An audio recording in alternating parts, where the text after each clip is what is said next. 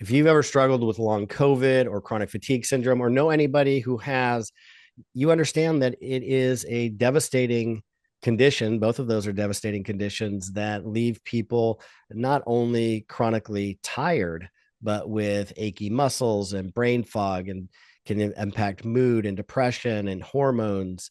They're just awful. And people are searching for solutions. And I like to bring solutions to people, especially when I meet innovative doctors who are doing cutting edge research that are giving people results. And that is Dr. Evan Hirsch. He's conventionally trained, but he understood the limitations of that education and started seeking other ways in which he could help his patients. He explored integrative medicine and he refined his approach over decades of clinical practice and research. And he created the EnergyMD Method. His science backed and clinically proven 4-step process helps patients resolve chronic fatigue syndrome and long COVID. And today we're going to be talking about both of those things. Evan, thank you for coming on the show. John, thanks so much for having me on. All right, let's dive in. I'd love to hear a little bit about your origin story with this because it's definitely off the beaten path.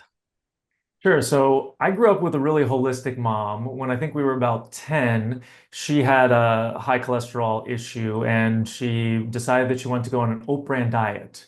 And so we basically had oat bran everything, oat bran cereal, oat bran muffins for, a number of months, and it significantly decreased her cholesterol. And that I think was really informative for me, in seeing kind of like how nature could work. And so there were a number of things like that that she did in my life initially. And I grew up questioning a lot. And so when I went into, I grew up in New Jersey, didn't know anything about naturopathic medicine, never met a naturopath or a chiropractor. And I was good at science and I wanted to help people. And so I went into conventional medicine. And when I was in school, I asked a lot of questions, and I didn't always get really good answers. So, and I had never heard of integrative medicine or anything like that either. So I went to my first alternative medicine training when I was in my second year of medical school, and it was in clinical hypnotherapy. And so I went to a conference. And I met somebody there who said, there's this American Holistic Medical Association that you can go to for free because you're a student. I said, okay, let me go check it out. And I went and checked it out, and my mind was blown. I was very excited because they were talking about vitamins and minerals and natural ways to heal, etc.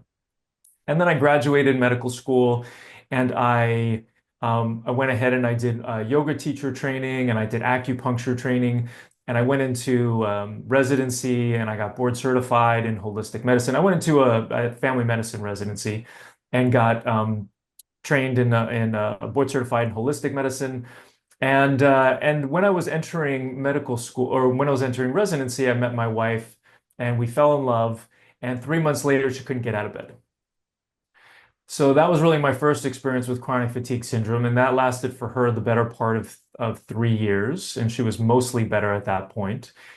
And then she got better. We got married. We had a kid. I started my own practice in functional medicine. I did my first functional medicine training in 2007, right after I graduated residency, and then had my own practice, built up to 10 employees and 4,000 square feet of office space. And 3 years later, in 2010, I found myself napping underneath my desk for multiple days in a row, and I couldn't figure out what was wrong. And this was from fatigue. And um, I felt incredibly ashamed because I could not help myself. I was doing what I learned in functional medicine. I was trying to correct imbalances. I was optimizing my hormones and my vitamins and my minerals, and my lifestyle habits were really excellent, and I still couldn't get better. So I realized after napping under my desk for like the thousandth day in a row that if I just knew all the causes, that I would be successful. So I went and learned more about environmental medicine, and I did trainings that kind of filled the holes in my education. So I went and learned more about heavy metals and chemicals and molds and infections and nervous system dysfunction, which I now call the toxic five, that allowed me to get better.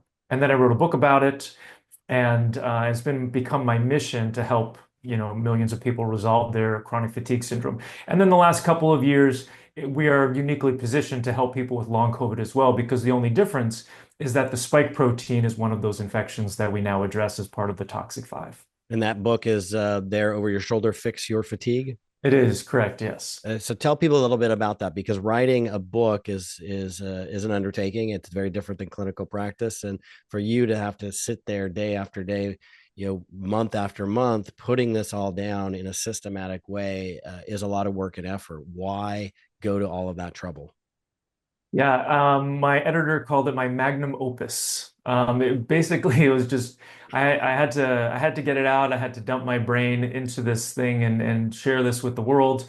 It was written in 2017, so a lot of my protocols have changed since then, but it provides a lot of information about my four-step process and goes into more depth about each one of those different causes, and then provides some preliminary supplements that potentially people can take. But the challenge with writing the book is that the stats are that 3% of people actually implement, right? This is always the challenge that people have. And so I think that it's really great for information, but in terms of transformation and implementation, oftentimes people need a little bit more hand-holding. So let's talk about that. How do you help people, transform their life? Which what I'm hearing and understand is in some ways it's often a completely different way of having to live their life. And if they have toxicity, toxic metals, mold toxicity, then that's a commitment. Those are both commitments to get those out of your body. How do you prioritize things, and how do you help people, kind of get through this morass of what is oftentimes overwhelming information, overwhelming choices, when they already feel like crap, where they already are having a hard time just doing their activities every day, taking care of their kids, going to work. Even in some cases, I've had patients, they didn't even want to get out of bed and shower. Right. Well, it does take baby steps, and it does take the hand holding, and it does take a somewhat simplified approach. So, we have a curriculum that people work through that, are not exhaustive videos. It's kind of like implement this, then move on to the next step. We start off by, in my four-step process, in step two, we start to replace deficiencies. So we start to optimize adrenals and thyroid and sex hormones. So those are the hormones, mitochondria, which makes about 70 to 90% of our energy, vitamins and minerals, lifestyle habits. So implementing those oftentimes will give people a win of about a point in terms of their energy scale. So if they've got like a 4 out of 10 energy, where 10 is ideal, it'll take them up to a 5, and they'll have less crashes. And it just makes living a little bit easier. It decreases the overwhelm that they have and allows them to be more successful as they kind of move through the process. But it's really just all about slow implementation. And so, when I break this down into as simple terms as possible, it's really about finding the causes that an individual has, giving them treatments that actually work for each one of those causes, and then providing amazing support along the way, essentially me in their back pocket. We guarantee a response to any question they have in 2 business days so that they can pivot. Because I think the pivoting component is the one that's lost on most people. They don't realize that in order to personalize a program, they have to be connected with the practitioner to help them pivot. And you may have to pivot, 10 times, 20 times, 30 times or more as you're moving through a process. And we use a lot of tinctures. So we're kind of ramping up on things so that we can tell when you increase a tincture, how is that affecting you? Are you killing an infection and you feel worse? You're having some die off. How do we pivot around that? If we're pulling heavy metals out, how do we pivot around that so that people can continue to move forward, be successful, and it doesn't significantly compromise the quality of their life so they don't end up in bed when they start to try to remove some of these toxicities? How do you prioritize some of the testing that you do then? Because there is a world of options out there that can get incredibly expensive. Not all, definitely not all clinically necessary. And at some point, choices have to be made in terms of, doctors' approaches and how we go about making decisions about what we're going to test and what we're not going to test. I was taught, don't treat your patient's pocketbook. Do what's medically necessary. But unfortunately, I see too often. I get test reports that have been ordered by other clinicians, and the tests are totally irrelevant.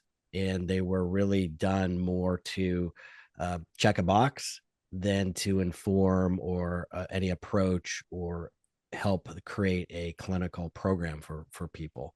So it's such a complicated situation where you can do probably, I'm guessing, but tens of thousands of dollars of testing on any patient coming in with chronic fatigue and long COVID. How do you approach that? So you're helping them, but not breaking the bank. Yeah, great question. And unfortunately, still a lot of functional medicine, integrative naturopaths, they're all still doing a lot of testing. I've heard the highest that I've heard so far is that one practitioner requires people to do $7,000 worth of testing before they even work with them. Oh my gosh. Yeah, and Wow. that's pretty crazy. That's more That's expensive crazy. than, 6 months with me. So it's definitely so what I've learned is that, we're looking at over 30 different causes, with the toxic five being the real root causes. And Say 90%, those again real quickly so they're top of people's mind. The five toxic causes. yep. So heavy metals, Yeah. chemicals, molds, infections, and nervous system dysfunction. Okay. So when we look at these different causes, just to start there, I'm looking at deficiencies and toxicities. So deficiencies are things that are not in the body that are supposed to be there. This is the hormones. This is what I talked about with step two before. This is the hormones and the vitamins and the minerals and the mitochondria and the lifestyle habits. Okay. The toxic five actually cause 80% of those deficiencies. So the reason why the hormones are deficient, the mitochondria is dysfunction, the vitamins and the minerals are deficient, all of those are actually caused by the toxic five. So it's really important to make sure that we're focused on what I consider to be the real root causes, which are the toxic five. So in terms of the how to assess these causes, 90% of these causes can be determined by by symptoms alone. So you can't really have chronic fatigue syndrome and or long COVID without having the toxic five. So that's the first Yeah. thing, is that everybody that I work with has the toxic five. And I know this because over the last decade, I've been testing people for basically every 3 months for the heavy metals, the chemicals, the molds, and the infections. And what I found is that over the course of 12 months or so, all of those things end up coming out in this process. Now, the testing is highly imperfect because if you do a test today and you have chronic fatigue syndrome and you haven't gone through a process like this, you're not necessarily going to find these toxins showing up in your urine because the testing is really tests of excretion. They're testing how well your body excretes. They're not testing your total body burden. So you may not test for any mycotoxins or mold toxins showing up in your urine right now, but 6 months from now, once we've gone through several of these steps, all of a sudden it's a waterfall and there's tons of mycotoxins. It doesn't mean that all of a sudden you've been exposed to mycotoxins. It just means your body is now able to get rid of those. It's because they're stored up in the tissues. Exactly. So that's, and all testing is imperfect. If we look at the testing for infections, we're generally looking at serology testing. So we're looking at the immune system's reaction to a particular infection.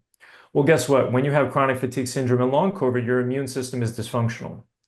So then you're asking a dysfunctional immune system to give you an accurate read on the test. And I can't tell you how many times an infection hasn't shown up and we go, we haven't treated it. And then at 12 months, it's like, well, you still seem to have some of these symptoms. I'm just going to go ahead and treat this infection. And sure enough, they get better from doing that, but it didn't show up on the test, right? So I want to make sure that when people work with me, this is the last program they ever need. We're going to address every single potential cause. We're going to leave no stone unturned, and it's actually not going to cost you more. It's going to cost you less because we're not doing as much when it comes to the testing. So everybody that I work with, we treat the toxic five, we treat the adrenals and the mitochondria, we treat the lifestyle habits. The question really is, what is your sleep like? Do we need to add additional things for sleep? Do we need to add additional things for, B12, vitamin D, iron? Um, and those are kind of the major things. There are two tests that I tell people they have to get done, otherwise I can't get them better. One of them is an EMA test. So this is environment, moldiness and mycotoxin assay. This is a test that looks at mold spores and mycotoxins, and you do it to look at the status of your home or your living environment. So it's very hard for me to get people well if they are living in mold. So that's why this test is so important. And then we can determine whether or not there needs to be any sort of remediation. And how is that tested? It's a dust test. So it's like a swab. So you walk around your house and you Wow. swab the dust. And what about bliss? But there are no blood tests that sounds like so far that you're absolutely require everybody get. Correct.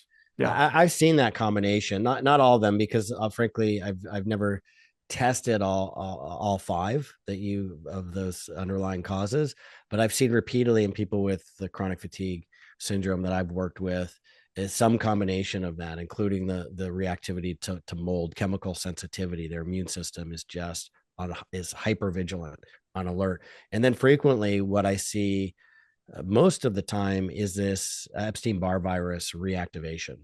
Right. So I'd love to get your take on that in terms of the latent uh, infections that are sitting dormant and get like stirring up the dust when something happens and they reactivate. Excellent. Yeah, happy to chat about that. Just two things about what I was saying previously, and then we'll go into that. So, Sure. I forgot to mention thyroid. So I do like to get some thyroid blood testing.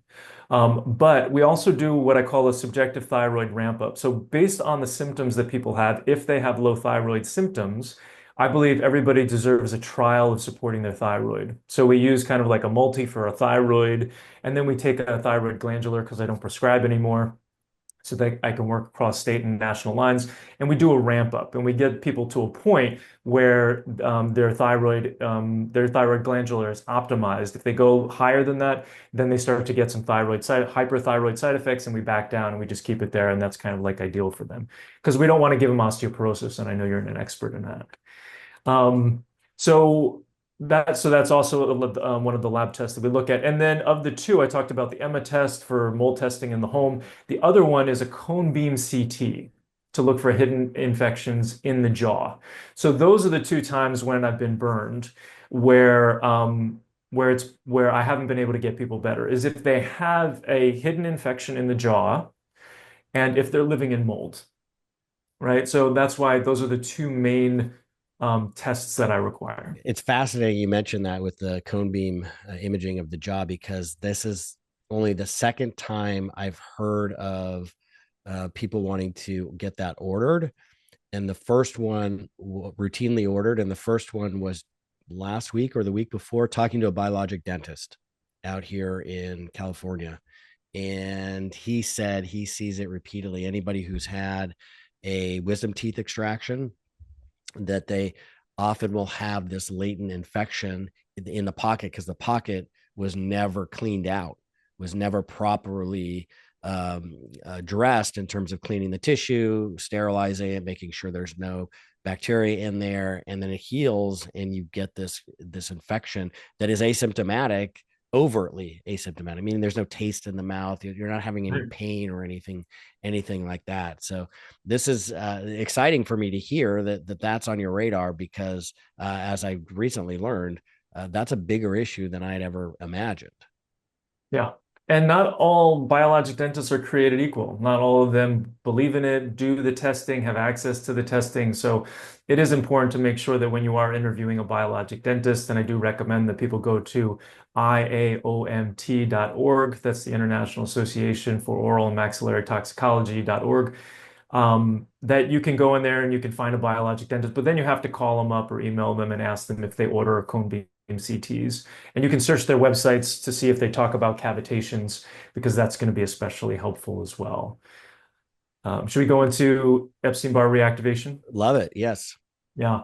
So whether the virus is COVID or whether it's Epstein-Barr or HHV6 or cytomegalovirus, any one of those can cause a mononucleosis type of picture in chronic fatigue syndrome. It's hard to get rid of infections if your immune system is not functioning well. You really need that combination. And if you have heavy metals, chemicals, and molds and nervous system dysfunction, your immune system is not going to be functional. It's going to be off in left field dealing with those things. And consequently, that's kind of like what we see with the reactivation is that, and once again, the testing is imperfect, so the reactivation really is looking at the immune system's reaction to that particular infection, So we do have to take that with a grain of salt, but the way that I deal with it is I just make sure that we're addressing Epstein-Barr and all those viruses and all the other infections, bacteria and yeast and parasites, to make sure that we're leaving no stone unturned. Well, it kind of reminds me of Was it Pasteur who said it's the soil? Maybe Mhm. you know this. That's the problem, meaning that the bacteria and viruses, everybody's exposed to them all the time, but it is the environment within our bodies and whether the immune system is acting as well as it can that determines if some people get sick and others don't. Right. Well, and I think there's different ways I think to look at that too, because oftentimes, and I learned this actually when I spent a month at Bastyr in something that they called Cam Camp for a I bunch of remember fourth year that. Yeah. medical students, and that was a lot of fun. And I learned about how, it's how much of it is all about the terrain, right? Like how healthy is the body? And yes, you can optimize the terrain as much as you want, but a lot and get people better, but oftentimes people forget that the environmental toxins are part of the terrain. So you can't just heal the gut or improve the lifestyle habits and everybody's going to get better. You have to remove the reasons why the terrain isn't necessarily ideal. And that's kind of that next step with the toxic five. Like, what is the nervous system doing? Has there been nervous system dysfunction or trauma, whether it's really significant abuse or mild trauma? What are the other exposures that have ended up happening that has really disrupted that terrain where people can't get better? You said a lot of these different issues in terms of the underlying causes. You can tell a lot from just a questionnaire that you don't have to do a lot of testing. How do some of these symptoms of, for example, how do infections appear in terms of answers to questions that you might ask versus toxic metals or versus some other environmental exposure? Yeah, so I've done a lot of study on this. My intake form used to be 17 to 20 pages, but now because I'm treating all of the toxic five, because I've been fooled, and so I used to think that, based on, I mean, we have all these books, we have these studies, but there is so much that we don't know. Let's talk about like Bartonella, for example. It's an infection that runs with Lyme. Oftentimes, it's found in 50% of domestic animals. So if you've ever been licked in the face or bitten or scratched by a cat, oftentimes, vets have this a lot. Bartonella can cause muscle cramps, usually in the calves, usually at night, foot pain, usually misdiagnosed as plantar fasciitis, muscle pain, usually misdiagnosed as fibromyalgia, problem sleeping, anxiety, depression. Sometimes you get a rash with it. All of those, if you treat Bartonella in a certain part of the country, you can get a lot of people better from those symptoms as long as they don't have heavy metals, chemicals, and molds that are distracting the immune system, as long as the immune system is somewhat functional. If you go to a different part of the United States or a different part of the world, those symptoms could actually be babesia or they could be Ehrlichia. So they can be different infections. And now that I'm working with people all over the world, I hedge my bets by making sure that I address all these different causes, all of the toxic five and all these different infections. And so for people who are listening, it's not all capsules, so you don't have to be worried about it. It's tinctures. You put the tinctures all into the same glass and you drink it, right? So it sounds a lot more laborious than it actually is. But I think that, what's important about that is that there are different symptoms that can be associated with infections, but sometimes they change depending on where these bugs are in different parts of the world. So I think the other thing too is important to note that a lot of these bugs are hiding in biofilm and that collagenous material that exists on our mucous membranes, and they swap DNA with each other. So now we're seeing things that I call like Bortezomia, which is like Borrelia, Bartonella, and Babesia, and now even COVID in there all together, and they swap DNA with each other. And then which one do you treat? And so as I'm understanding more about the complexity, I've figured out that it becomes more simple and it's easier to implement and easier to get better results when we're addressing all of them. I'm curious to know if you've landed where I've ended up in terms of my thinking of how I approach different infections, and that is when we look at conventionally antibiotics, for example, or antifungals, they treat a very narrow spectrum of possible infections. When we talk about natural plant extracts, which have plants have their own immune system, they've developed secondary metabolites that will kill off different bacteria and fungi and different infections. That when you're taking these plant extracts and providing them, they are not just killing or only targeting one specific subset, like E. coli, but Right. they also have activities against a broader spectrum of infectious agents, and so it makes it less important to get any one specific chemical from a plant Right. into the body, because the broad spectrum antimicrobial activity of many different plants can be combined synergistically to attack and help reduce the load of those different organisms that you just mentioned. Is that where how you operate as well, where you've landed on all this?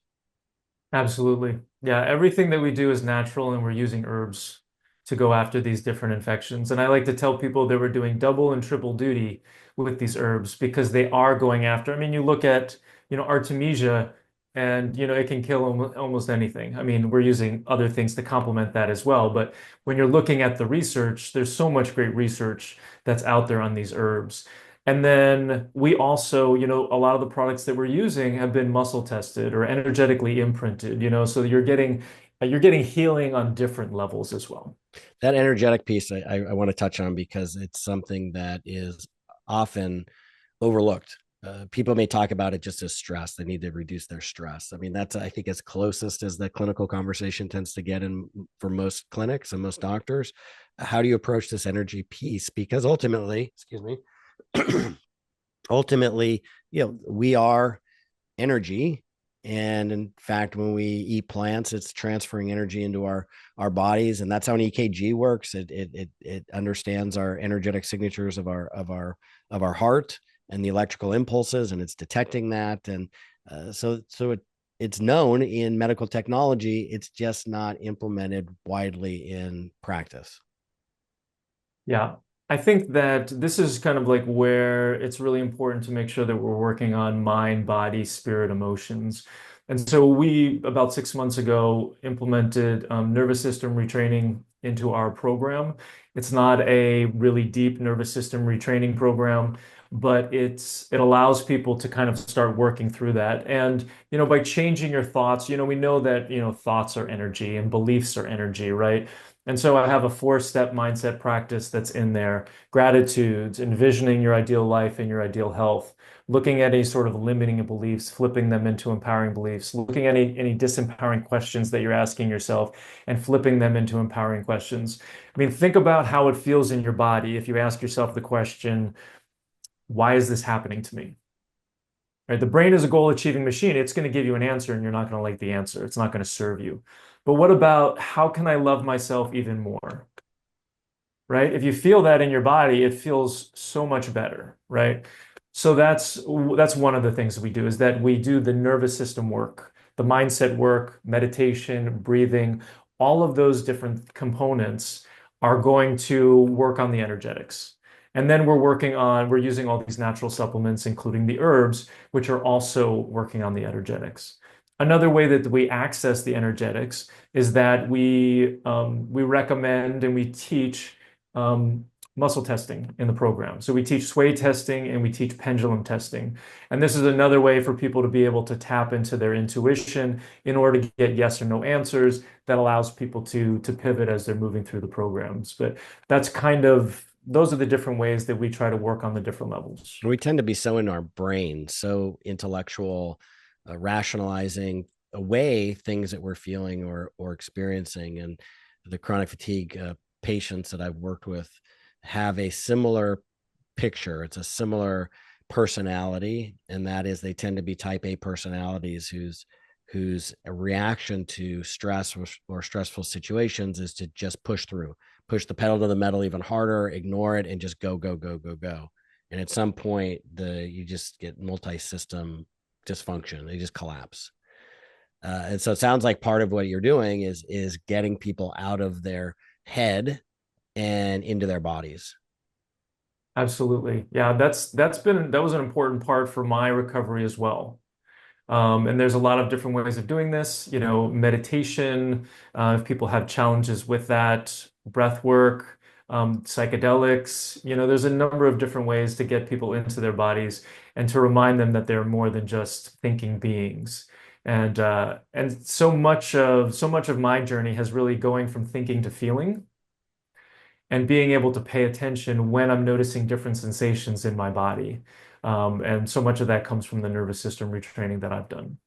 Well, and I can tell you've done the work. And I like to say we can only take people as far as we've taken ourselves, as far as we've gone ourselves. And you've obviously put in the time and put in the effort. And in fact, I feel calmer just talking to you.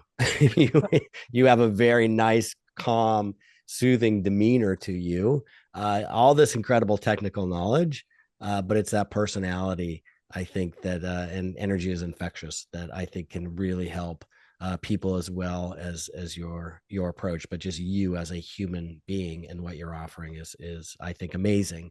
How can people find out more about you and learn about your program? And I understand it's remote, so anybody can work through this program.